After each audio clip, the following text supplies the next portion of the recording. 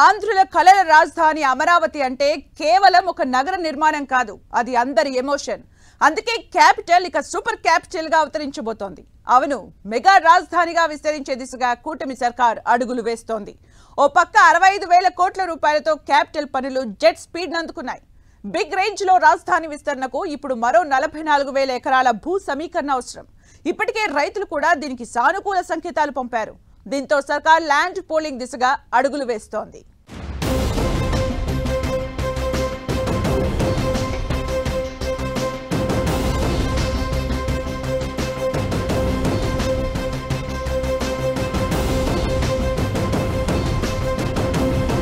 అమరావతిని super capital గా నిర్మించే ప్లాన్. మెగా రాజధాని విస్తరణ దిశగా ఏపీ సర్కార్ అడుగులు. బిగ్ క్యాపిటల్ కోసం మరో 44,000 ఎకరాలు అవసరం. భారీ స్థాయిలో భూ సమీకరణకు సర్కార్ కసరత్తు. ఇప్పటికే రైతులతో అధికారుల సంప్రదింపులు. రాజధాని అంటే రాష్ట్ర ప్రజల dream capital, peoples capital, super capital. అలా ఉండాలనే క్లియర్ కట్ విజన్ తో ముందుకెళ్తోంది ఏపీలో కూటమి సర్కార్. ఇప్పటికే 65,000 కోట్ల రూపాయల అమరావతి రాజధాని నిర్మాణ పనులకు ప్రణాళికలు రచించింది. ప్రధాని మోదీని ఆహ్వానించి ఏపీ క్యాపిటల్ నిర్మాణ పనుల్ని ప్రారంభించే ఏర్పాట్లు ఒక పక్క చకచక జరిగిపోతున్నాయి. అదే సమయంలో మెగా అమరావతి నిర్మాణం, అద్భుతమైన విస్తరణ దిశగా ఏపీ సర్కార్ అడుగులు వేస్తోంది. సిఆర్డీఏ మరో 44,000 ఎకరాల వరకు భూమిని ల్యాండ్ పూలింగ్ ద్వారా తీసుకునే యోచనలో ఉంది. ఇప్పటికే అధికారులు రైతులతో చర్చలు జరుపుతున్నారు. ఇది క్లియర్ అయితే అమరావతి సూపర్ క్యాపిటల్ గా నిర్మించడం ఖాయమని అంటున్నారు. గతంలో 3 రాజధానుల అంశంతో కన్ఫ్యూజన్ ఉండేది. ఇప్పుడు కూటమి సర్కారు వచ్చాక అమరావతి ఏపీకి వన్ అండ్ ఓన్లీ క్యాపిటల్ అని తేల్చేసింది. అంతే వేగంగా పనులకు పచ్చ జెండా ఊపింది. దీంతో ఇప్పటికే కొన్ని పెండింగ్ పనులు పూర్తయ్యే దశకొచ్చాయి. 3 ఏళ్లలో రాజధాని నిర్మాణం పనులు పూర్తి చేయాలని ప్రభుత్వం టార్గెట్ పెట్టుకుంది.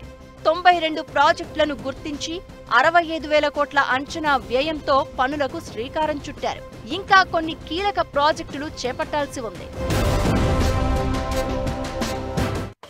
అయితే దీన్ని ఇరిగేషన్ డిపార్ట్మెంట్ వాళ్ళతోనూ, తర్వాత దీనికి సంబంధించిన సిఆర్డీ డిపార్ట్మెంట్ వాళ్ళతోనూ ఒక కంబైన్డ్ కమిటీ వేసి దీని మీద స్టడీ చేయమని కలెక్టర్ గారికి ఆదేశించాను. మా భూములు కూడా తీసుకోండి సార్, ఇక్కడ ఏదైనా మంచి యాక్టివిటీ చేయండి, మా భూములకు కూడా మంచి రేట్ వస్తుంది, మా పిల్లల భవిష్యత్తు కూడా బాగుంటుందని ఇక్కడ ఉన్న రైతులు కూడా యాక్చువల్గా ఆహ్వానించడం జరిగింది. ఖచ్చితంగా ఒక నెల లోపల దీన్ని స్టడీ చేసి ఇది ఎంతవరకు ఉపయోగపడుతుంది అనే దాన్ని స్టడీ చేసి దాని మీద ముందుకు పోవడం జరుగుతుంది. ఆ స్టడీ చేసిన తర్వాత ముఖ్యమంత్రి గారికి వివరిస్తాము. వారు ఇచ్చే డైరెక్షన్ ప్రకారం ముందుకు ఏం చేయాలని చేయడం జరుగుతుంది. అమరావతి రైల్వే లైన్, అంతర్జాతీయ స్టేడియం, మెట్రో రైల్, ఇలా చెప్పుకుంటూ పోతే చాలా ప్రాజెక్టులకు భూములు కావాలి. ఇవి కాకుండా నవ నగరాలను అభివృద్ధి చేయాల్సిన బాధ్యత ఉంది. అమరావతిలో అంతర్జాతీయ విమానాశ్రయం నిర్మించాలన్న ఆలోచన కూడా చేస్తున్నారు. ఇందుకు దాదాపుగా 5,000 నుంచి 7,000 ఎకరాలు అవసరం. ఇన్నర్ రింగ్ రోడ్డు కోసం పెద్ద ఎత్తున భూములను తీసుకోవాల్సిన అవసరం ఉంది. పారిశ్రామిక, ఆతిథ్య రంగం, విద్య, వ్యాపార సంస్థలు, ఇలా ప్రతి ఒక్కటి ముందుకు వచ్చి అమరావతిలో తాము భాగస్వామ్యం కావాలని కోరుకుంటున్నాయి. నవ నగరాలకు భూములు సిద్ధంగా ఉన్నప్పటికీ అమరావతికి వస్తున్న అనేక సంస్థలకు భూ కేటాయింపులు చేయాల్సిన అవసరం ఉంది. చాలా సంస్థలు తమ కంపెనీలను స్థాపించేందుకు అమరావతిని ది ఫ్యూచర్ బెస్ట్ క్యాపిటల్ అని భావిస్తున్నాయి. భవిష్యత్తును దృష్టిలో పెట్టుకుని ఒక ప్లానింగ్, గ్రేట్ విజన్ తో ప్రపంచంలోనే మంచి రాజధానుల మోడల్స్ ను పరిశీలించిన ప్రభుత్వం అమరావతిని టాప్ 10 క్యాపిటల్స్ లో ఒకటిగా నిలిపేలా నిర్మించాలి అనుకుంటోంది.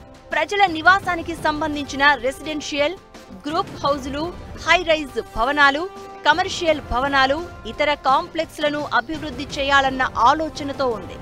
ఇవన్నీ ఒకెత్తైతే అమరావతికి హైవేలుగా E13, E15 రోడ్లను 16వ జాతీయ రహదారికి లింక్ చేస్తున్నారు. ఈ గ్రాండ్ ఎంట్రన్స్ మార్గాల్ని కూడా డెవలప్ చేయాల్సి ఉంది. అలాగే Amaravati outer ring road, Amaravati inner ring రోడ్లను కలుపుతూ కొన్ని రోడ్లు వేయాలి. వీటన్నింటికీ భూముల సేకరణ బృహత్తర కార్యంగానే కనబడుతోంది. ఏపీలో కూటమి ప్రభుత్వం రాజధాని పనుల్ని శరవేగంగా పట్టాలెక్కిస్తోంది. దీంతో విద్య, వైద్యం, వాణిజ్యం, వినోదం, ఆతిథ్యం ఇలా పలు రంగాల్లో పెట్టుబడులు పెట్టేందుకు దేశ విదేశీ సంస్థలు ముందుకొస్తున్నాయి. వివిధ కేంద్ర ప్రభుత్వ రంగ సంస్థల కార్యాలయాలు, పరిశోధన కేంద్రాల ఏర్పాటుకు కూడా భూములు కావాలి. అమరావతి నిర్మాణానికి అవసరమైన ఆర్థిక వనరుల్ని అక్కడి నుంచే సమకూర్చుకోవాలన్నది సర్కార్ లక్ష్యం. అందుకే రాజధాని కోసం ఫేజ్ 2 భూ సమీకరణ దిశగా ప్రభుత్వం అడుగులు వేస్తోంది. అత్యంత ముందస్తు ప్లానింగ్ తో, నిర్మాణ డిజైన్లతో ఏపీ ప్రభుత్వం రాజధాని నిర్మాణానికి పూనుకుంది. దీంతో క్యాపిటల్ సిటీని తమ భవిష్యత్తుకు రాజమార్గంగా చేసుకునేందుకు చాలా సంస్థలు రాజధానికి రావడానికి ఆసక్తి చూపుతున్నాయి. పైగా ల్యాండ్ పూలింగ్ కు అనుకూలంగా చాలా మంది రైతులు తమ భూములు ఇచ్చేందుకు స్వచ్ఛందంగా ముందుకొస్తున్నారు. దీంతో అన్ని అనుకూలిస్తున్నప్పుడు క్యాపిటల్ ను విస్తరించడమే మంచిది అన్న భావనతో సర్కార్ ఆ దిశగా కసరత్తు చేస్తోంది. ప్రస్తుతం రాజధానిలో వివిధ అవసరాలకు పోగా సిఆర్డీఏ వద్ద 2000 ఎకరాల భూమి మాత్రమే మిగులుతోంది. రాజధానికి ఒక పక్క సరిహద్దుగా కృష్ణానది ఉంది. దానిని దాటి వెళ్లడానికి లేదు. మంగళగిరి వైపు పాత జీటీ రోడ్డు వరకు ఇప్పటికే భూ సమీకరణ చేసేశారు. మిగతా 2 వైపులా భూమిని సమీకరించే యోచనలో ప్రభుత్వం ఉంది. భవిష్యత్తులో అమరావతి, విజయవాడ, గుంటూరు, మంగళగిరి, తెనాలి వంటి ప్రాంతాలను కలిపి మెగా సిటీగా అభివృద్ధి చేయాలన్న దీర్ఘకాలిక వ్యూహము ఇందులో భాగమే. అందుకే అమరావతికి ఇన్నర్ రింగ్ రోడ్డుతో పాటు ఔటర్ రింగ్ రోడ్డును నిర్మిస్తోంది.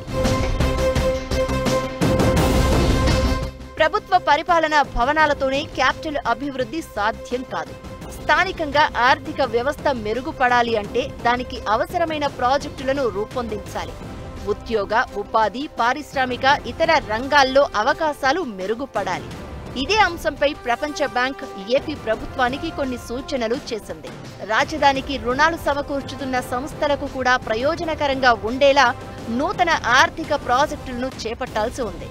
వీటన్నింటికీ ప్రస్తుతం అమరావతిలో సరిపడా భూములు అందుబాటులో లేవు. దీంతో రాజధాని విస్తరణకు మరో 44,000 ఎకరాల భూ సమీకరణ అవసరమని భావిస్తోంది ప్రభుత్వం.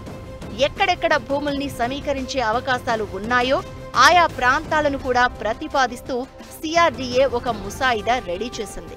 తుళ్లూరు, అమరావతి, తాడికొండ, మంగళగిరి మండలాల పరిధిలోని మొత్తం 11 గ్రామాల్లో 18,040 హెక్టార్లు అంటే సుమారు 44,670 ఎకరాల భూముల్ని తీసుకోవాలన్న ఆలోచనలో ఉంది.